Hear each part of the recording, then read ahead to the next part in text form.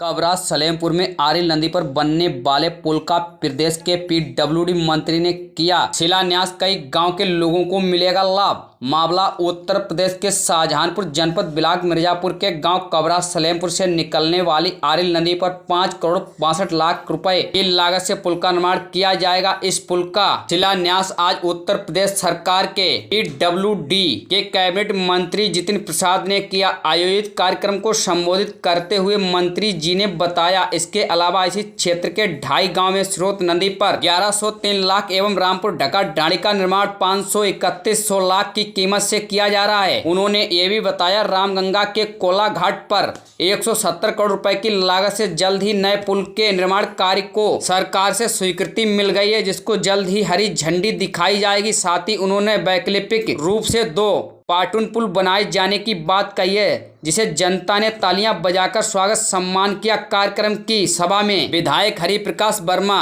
MLC doctor Sudhir Gupta ने सभी को संबोधित किया। इस अवसर पर केसी मिश्रा भाजपा जिला अध्यक्ष, प्रांशु रघुवंशी ब्लॉक प्रमुख, गोपाल वर्मा पूर्व ब्लॉक प्रमुख, रमाकांत मिश्रा भाजपा नेता आदि लोगों के साथ ही भारी संख्या में आसपास के ग्रामीण एकत्रित रहे। कार्यक्रम की सभा को सफल बनाने के लिए 3 थानों की पुलिस सुरक्षा व्यवस्था के लिए तैनात रही। क्यों बहुत से गांव छूटे हैं, बहुत सी सड़कें बननी हैं, बहुत से सेतु बनने हैं।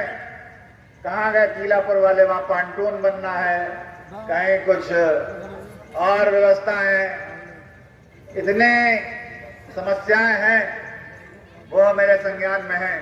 यहाँ लक्ष्मणपुर वाला भोला कहाँ गए? आपके यहाँ बन गया कि नहीं बना? बिल्कुल। अब और क्या बनना है? वो सड़कें बननी है। बोला बैठो अभी। तो मैं ये कह रहा था कि जो राष्ट्रीय परिप्रेक्ष्य है उसकी बात करना चाहता हूं कि आज हमारा देश प्रधानमंत्री नरेंद्र मोदी जी का नेतृत्व मिला।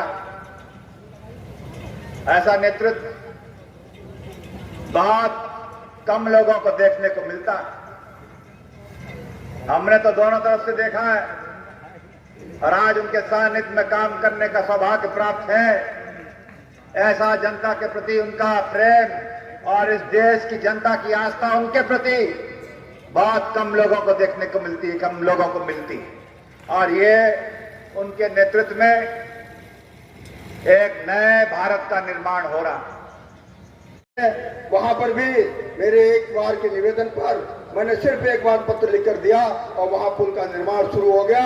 वो भी पुल लगभग जितनी सी स्थिति में है बनकर तैयार होने वाला है। कोला घाट के पुल की जब हमने बात की, पिछली सरकारों में जो पुल बना था मैंने तो उस समय बनते नहीं देखा था। आज जब हम इस चुनाव क्षेत्र में यहाँ आए, उस समय आप सबने देखा वो पुल टूटकर धराशायी हो गया था। मुझसे कई बार मंत्री जी ने भी कहा कि पुल की जांच हो जाने दो, उसके बाद निर्माण शुरू करेंगे। हमने कहा आप वादा करके आए थे कि टूटा हिस्सा बनवाएंगे और मंत्री जी ने बिना जांच हुए उसके टूटे हुए हिस्से को बनवा दिया। मैं इसके लिए आप सब के सामने मंत्री जी का हृदय की गहराई से आभार व्यक्त करता हूं। लेकिन उस सरकार में वो पुल ऐसा बना था जिसकी हम सब ने कल्पना नहीं की थी कि वो टूटा हिस्सा बनवाने के बाद भी वो चलने योग्य नहीं होगा। मैंने तो कई बार मंत्री जी से आग्रह किया आप 4 व्हीलर वाहन चलवा दें, लेकिन मंत्री जी ने कहा कि अगर 4 व्हीलर वाहन चलवाए, कोई ट्रेजेडी हो गई, कोई दुर्घटना हो गई तो हम सब अपने आप को माफ नहीं कर पाएंगे। और 4 व्हीलर वाहन अगर चल गए तो नया पुल नहीं बनेगा। इस क्षेत्र के लोग हमेशा 4 पहिया वाहन से ही जाते रहे। ट्रैक्टर, ट्राली, ट्रक, टेम्पो, बड़ी गाड़ियां इससे कभी नहीं निकल पाएंगी।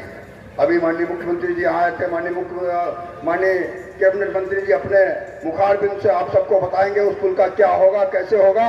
लेकिन मैं फिर भी मोटरसाइकिलें जो चलाने के लिए आपने अनुमति दे दी, उसके लिए आपको हृदय की गहराई से इस क्षेत्र की जनता के माध्यम से बधाई और धन्यवाद देना चाहता हूं कि जो गरीब आदमी है, कमजोर आदमी है, आज उसको घूम कर नहीं जाना पड़ता है।